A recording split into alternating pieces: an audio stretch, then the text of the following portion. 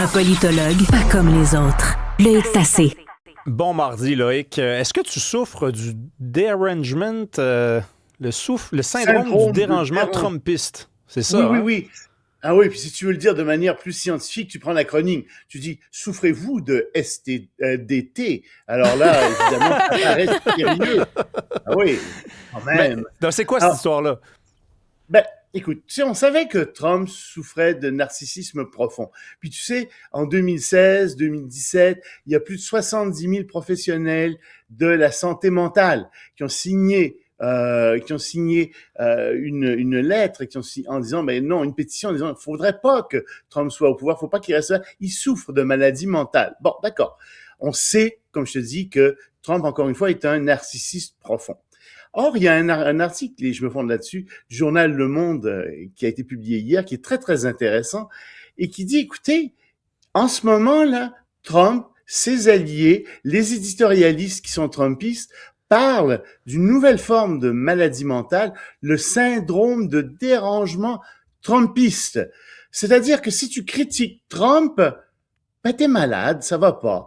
Exactement comme autrefois en Union soviétique, tu sais, les opposants qui dirigeaient, qui critiquaient, je sais pas, Khrouchtchev, qui critiquaient avant ça Staline ou Brejnev, ben ils étaient envoyés tout simplement en institution de santé mentale. Alors, si tu veux, on va faire un test, d'accord? On va voir si toi, tu souffres de STD ou si les auditeurs souffrent de STD. J'ai 4 questions. Allons-y, Ça se répond par un oui ou par un non. Okay. Alors, est-ce que les Russes ont interféré dans la campagne électorale de 2016? Oui, non. Hey. Non, pas besoin de répondre tout de suite. Est-ce que les proches de Trump trempent dans la collusion? Est-ce qu'ils profitent des voyages de Trump à l'étranger pour brasser des affaires? Oui, non. Est-ce que tu remets en cause l'existence de l'État profond qui contrôlerait tout aux États-Unis? Quelques personnes qui seraient cachées au fond de l'État puis qui contrôleraient la politique aux États-Unis? Oui, non. Et finalement, est-ce que les expulsions d'immigrants sont contraires à la Constitution? Si tu as répondu oui à une seule de ces 4 questions, eh bien, je t'annonce que tu souffres de STD. Ouais, voilà. Bon, mais ça a commencé où, cette histoire-là? Là? C'est lui qui a inventé ça? Ben, en fait, c'est les gens autour de lui qui ont parlé de ça, et Trump l'a repris dans le Social Truth, son réseau social, et il l'a repris hier à propos de Bob Rainer, tu sais, qui est mort d'une façon horrible avec sa femme. Il a été assassiné possiblement par son fils. Ouais. Enfin, possiblement. Il est accusé, là, c'est pour ça que je dis possiblement. Puis son fils, on le sait, souffre de problèmes de dépendance à la drogue très, très fort. Il est passé à travers 18 campagnes pour se désintoxiquer, puis ça n'a pas marché, etc. Mais non! Trump dit, non, c'est pas ça. Selon Trump, Rainer rendait les gens fous. C'est ce qu'il dit. En raison de son obsession enragée contre Trump. Trump parle de lui-même à la 3e personne, ce qui est jamais un très, très bon signe, mais bon. Donc, il dit, alors voilà, c'est pour ça. Il a rendu les gens fous parce qu'il était obsédé contre moi. Il souffrait de SDT, tout simplement. Ça a rendu les gens très mal à l'aise. L'entourage de Trump dit non, mais qu'est-ce que c'est que ça? Puis il y a beaucoup aussi de démocrates qui sont très choqués de ça, et ça nuit à Trump, ça, en ce moment, ce qu'il a sorti dans la population. Mais regarde bien encore ça, tu ne peux pas critiquer Trump. Dès que tu mets à critiquer Trump et ses politiques, hop, on dit, ah ben non, tu souffres de maladie mentale. Tu souffres du syndrome de dérangement trumpiste. Je dirais, Loïc, tu sais que ça nuit, pas juste à Trump, ça nuit à la possibilité de réfléchir de façon sereine à cette question-là, parce que je regrette, mais quand il a été élu, je me rappelle avoir lu, je la nommerai pas, parce que c'est pas grave, peut-être qu'elle regrette d'avoir dit ça, mais il y avait une comédienne au Québec qui avait dit, qui s'était excusée à sa fille. Elle avait écrit une lettre ouverte à sa fille, qui est un bébé, là, une Québécoise, là, et elle s'était excusée de l'élection de Trump. Donc, à ce moment-là, moi, je m'étais dit, il y a peut-être peut-être ça s'appelle pas le Trump dérangement syndrome, là, mais peut-être qu'il y a du monde qui prennent ça trop personnel aussi, et il y a du monde qui pense avoir une responsabilité alors qu'ils en ont pas. Ça existe, ce phénomène-là aussi. Hein? Oui, Donc, peut-être... et tu as raison de le mentionner parce qu'aux États-Unis même, il y a des gens qui vont consulter parce qu'ils sont angoissés par les politiques de Trump. Bon. Et très, très angoissés. Et je connais des gens qui ont été consultés au Québec même parce qu'ils sont angoissés aussi par les politiques de Trump. Donc, oui, il a un effet sur la santé mentale des gens Trump, sur de certaines personnes qui sont peut-être plus sensibles que d'autres. Oui, il a cet effet-là qui existe.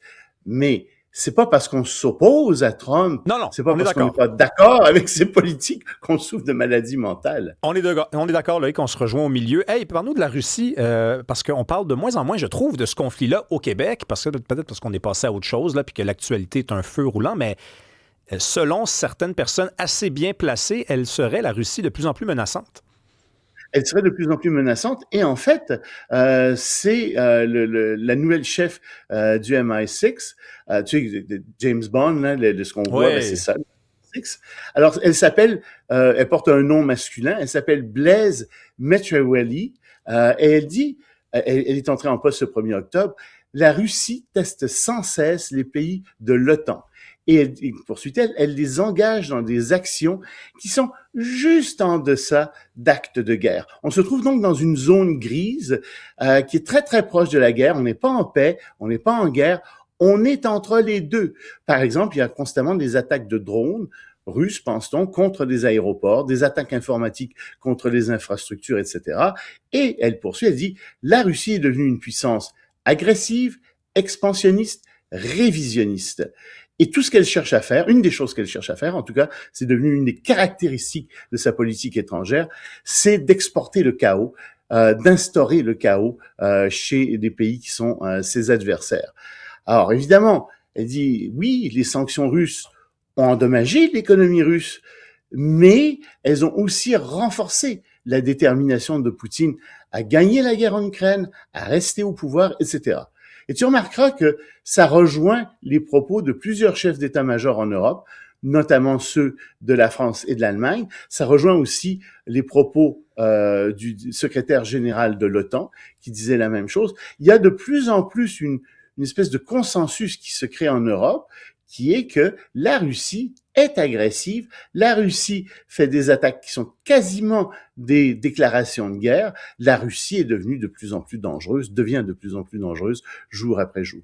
Oui, et puis tu te rappelles, Loïc, les propos du chef d'état-major des armées françaises, qui a dit il y a quelques semaines, et il s'est fait blâmer par la gauche, qui a peut-être un rapport un peu étrange aux politiques et aux tragiques de l'histoire, mais il avait dit, si on veut vraiment gagner la guerre, il va falloir accepter, nous les Français, de perdre nos enfants. C'est-à-dire d'envoyer nos enfants à la guerre, parce que, ultimement, la Russie ne reculera pas. Donc, elle attend l'étape prochaine, qui est l'implication de soldats armés de l'Europe, ou sinon, il va falloir envoyer plus d'argent à l'Ukraine, mais les troupes ukrainiennes ne suffiront pas. Oui, et tu sais, on a vécu en paix depuis la Deuxième Guerre mondiale, enfin relativement, et il y a personne qui veut voir ses enfants aller à la guerre. Puis il y a personne, je veux dire, qui va à la guerre de gaieté de cœur. Mais oui, malheureusement, ça redevient d'actualité, cette histoire-là. Et il faut se préparer à ça. Et tu as de plus en plus de pays qui parlent de réinstaurer le service militaire obligatoire. C'est quelque chose qui est en train de se discuter. Et je dirais que même chez les jeunes, la mentalité est en train de changer. C'est-à-dire que, tu sais, moi, quand j'avais 20 ans, il n'y a personne qui voulait aller dans l'armée. L'armée avait une très, très mauvaise presse, une très mauvaise réputation. Maintenant, ça change. Il y a de plus en plus de gens qui veulent rentrer dans l'armée. C'est vrai, ça. Qui comprennent que ça devient important à notre époque d'être capable de se défendre contre des puissances comme la Russie, comme d'autres puissances. Et évidemment, tu as les gens à gauche qui disent « Mais non, ça marche, c'est de la frime, tout ça, ça n'existe pas. Vous hallucinez, cette menace n'est pas réelle. Tout ce que vous allez faire, c'est la rendre plus réelle justement en parlant. » Non. La Russie a bel et bien envahi l'Ukraine. La Russie a bel et bien envoyé des drones. Elle fait bel et bien du sabotage. Et elle a surtout derrière elle la Chine, qui est en train de devenir la première puissance militaire au monde. Oui, alors, puis la Russie, Loïc, la Russie est bel et bien en train de l'emporter. Elle avance très, très, très lentement. On va être précis, elle Elle avance avance très, très très, très lentement. lentement. Oui, mais elle Oui, l'emporterait si on laissait la logique des choses se poursuivre. Et est-ce que la gauche avait absolument. dit en France, la frange de Jean-Luc Mélenchon, donc Jean-Luc Mélenchon Mélenchon. avait dit, nous détenons un savoir scientifique qui permet de ne pas envoyer des soldats. Ben, le savoir scientifique, qu'est-ce qu'il fait en ce moment face à la Russie qui envoie des soldats? La guerre, c'est la guerre. C'est très malheureux, puis il y a personne qui veut ça. Mais c'est bel et bien, encore une fois, Poutine qui a envahi l'Ukraine sous de faux prétextes. C'est bel et bien lui qui menace l'Europe. Et puis, tu as en même temps un problème très grave avec Donald Trump qui fait passer les intérêts de sa famille. Oups, c'est du syndrome c'est du SDT là mais qui fait passer les intérêts de sa famille d'abord et avant tout. Tu sais, par exemple, on vient de voir que c'est Wall Street Journal, je pense, qui révélait ça. Il y a des hommes d'affaires aux États-Unis qui salivent à l'idée d'investir en Russie, notamment dans le gaz, notamment dans les terres rares, et tout ce qu'ils attendent, eux, c'est la fin de la guerre en Ukraine. Et ces gens-là sont très proches de Trump. Encore une fois, ils poussent le plus possible pour que la guerre prenne fin, peu importe que ce soit au détriment de l'Ukraine. Eux, ce qu'ils veulent, c'est faire de l'argent. Et malheureusement, cette logique de cupide qui règne autour de Trump, ben, elle bousille toutes les relations internationales. Parce que tu peux pas laisser une puissance de type autoritaire comme la Russie prendre de l'expansion, pas plus que la Chine, parce que sinon, les prochains sur la liste, ben, ça va être nous. C'est très clair. Mais comment va le processus de paix? Là? Il y avait des ententes, des garanties de sécurité. Là, les deux camps semblaient être d'accord. Après, il y en avait un qui reculait. Aux dernières nouvelles, on en est où, là? C'est difficile à dire parce que, alors, si tu parles à des fonctionnaires, ils vont te dire 90% est réglé. Oui, mais c'est quoi le 10%? Mais c'est le territoire. Ah, le Ah, territoire. ben, Oui, mais c'est ça qui est le plus important. Et Zelensky dit, moi, je veux bien, mais ça va se faire par référendum. Je veux bien qu'on cède du territoire, mais c'est aux Ukrainiens de décider. Or, les Ukrainiens, 76% dans les sondages, ne veulent céder aucun territoire à la Russie. Donc, ça marchera pas. Puis Zelensky essaie de faire bonne figure en disant, écoutez, moi, je veux bien organiser des élections aussi, mais je demande aux États-Unis d'assurer la sécurité de l'Ukraine pendant les élections. Alors, en ce moment, là où il y a eu des progrès tout de même, parce qu'il y a eu des progrès, c'est au niveau de la sécurité qui serait garantie par les États-Unis en cas, évidemment, de traité de paix entre l'Ukraine et la Russie. Sauf que, qu'est-ce que c'est exactement que des garanties de sécurité? Il faut se souvenir que l'Ukraine, jusqu'au début des années 90, elle avait de l'armement nucléaire. Elle a accepté de démanteler son armement nucléaire en échange de garanties de sécurité. Qui lui a donné ces garanties de sécurité? Ben, c'est la Russie. La Russie qui a dit, mais non, on ne laissera jamais personne attaquer l'Ukraine. En fait, il y avait probablement une clause secrète qui était personne ben oui, d'autre mais que bien nous sûr. qui attaquer Mais l'Ukraine. Hein? l'Ukraine ne veut pas faire la même erreur deux fois, là. Ben, tu sais, le problème, c'est ces garanties de sécurité. Les Américains les font probablement les feraient de manière sincère, les signeraient de manière sincère aujourd'hui. Mais qu'en sera-t-il dans 5 ans, dans 10 ans, dans 15 ans? Qu'est-ce que ça va valoir exactement que ces garanties de sécurité?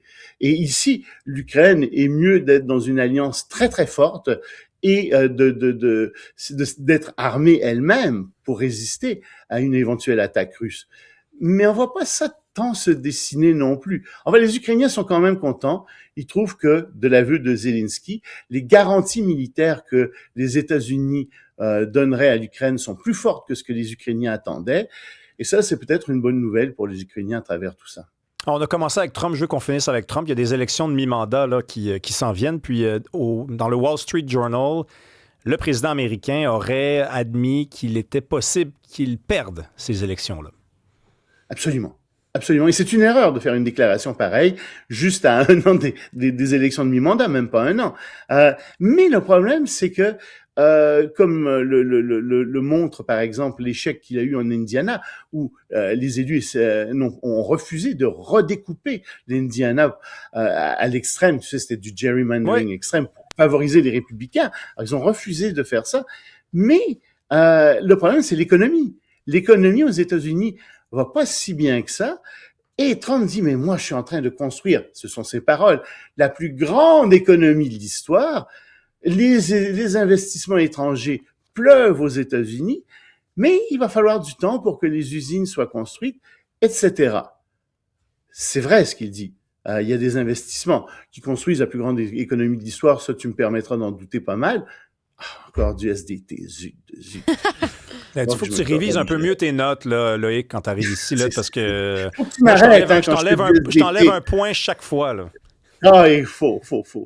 Alors donc, ce qu'il dit, c'est que le problème, c'est que quand même, l'économie aux États-Unis devient de plus en plus inégalitaire. Et ça, c'est un vrai problème. Les 20% les plus riches accroissent leurs dépenses, c'est vrai, mais pas les autres catégories de la population, parce que le pouvoir d'achat des 80 autres % de la population, il décline année après année. Et les plus pauvres sont encore plus pauvres, puis ils le voient à l'épicerie, ils le voient un peu partout.